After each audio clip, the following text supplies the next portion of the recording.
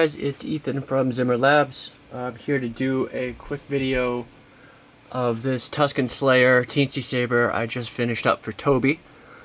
Toby sent me this. It was already built. It had a Prizm 5.1 and Neopixels, but it didn't work right, if at all. And he wanted it fixed, repaired, you know, running perfect, but with the Teensysaber. So that's what we did. It's a pretty straightforward build. It's a lot like the last one that I did a video of, so those of you guys who've seen that video, there's not a whole lot new here. Let's see.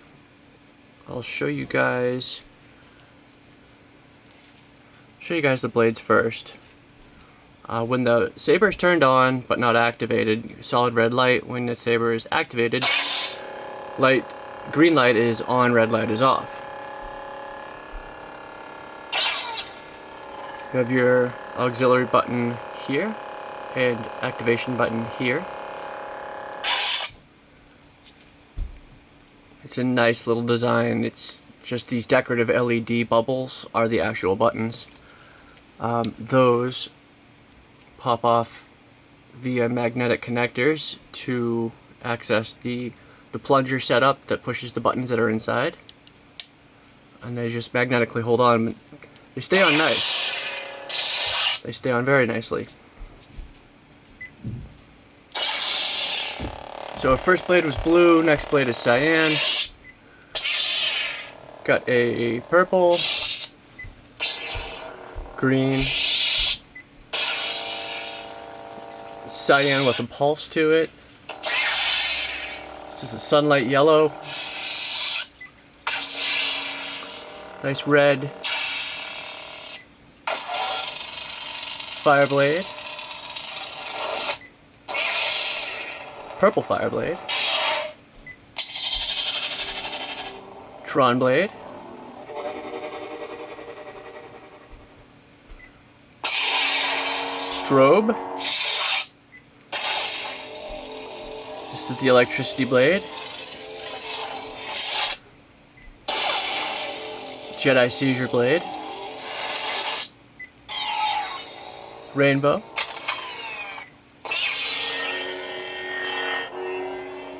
POV Blade. And Battery Indicator Blade. Back to the beginning. Standard effects.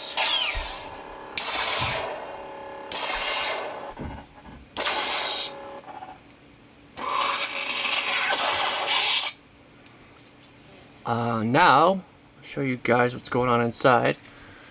To hit the master switch on this guy, you'd have to take off the pommel and then pop out this modular speaker setup. It's on a round pin header connector. Then in here you have your recharge port, your other half of the speaker pin connector, and your master kill switch, which is a little tiny switch right here. Just slides to the left, and that's that.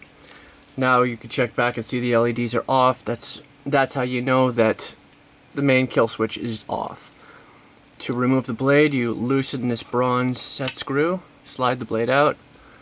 It's got a polished metal adapter to take this from a 1-inch blade to a 7/8. Got a pogo pin style blade connector. And to remove the chassis, you simply unscrew the cover tech knob, which is what holds the chassis in place. Take it off completely, then push. Chassis slides right out. Here we have two main buttons, very small low profile momentary tactile switches, pogo pin style connector, and your red and green LED that shine through the hilt. Over here, recharge port, and underneath this cover is your sound card. Here's your Teensysaber with just enough room to access the USB and the SD card. this guy just snaps in. There's a little tab, and there's also a hole which is intended to be used here for a threaded set screw to keep this plate locked in place, but Toby sent me the chassis with this bit already cut off, so that isn't an option for this one. But luckily enough, it stays in place just fine. That's not going anywhere. So really it's pretty unnecessary to use that screw unless you really want to make sure it's 100% stable. But once it's in the hilt, that obviously cover is not coming off because it's a very snug fit.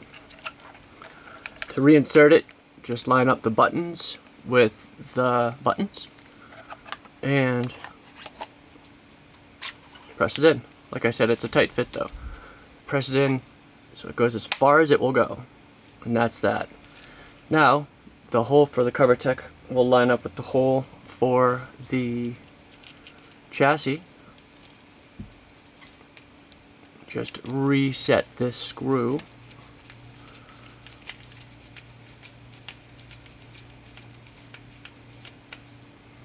And it's a long screw, so that there's plenty of screw to secure the chassis. And once you do that, nothing's coming out. The chassis is locked in place. As you can see, there's no room for that cover to come off. And now you just simply plug the speaker back in, cap it off,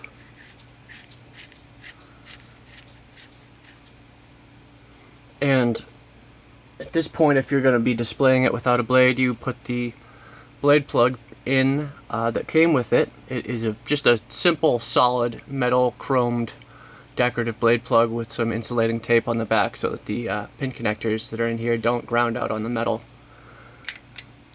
That slides in nice and trim and flush. Tighten it down with the brass set screw and you are in shape. That's about it for this guy. So 2 switches are here. They have nice action on them. 2 decorative LEDs, and the best part about this saber, about this hilt, is the overall size and scale of it.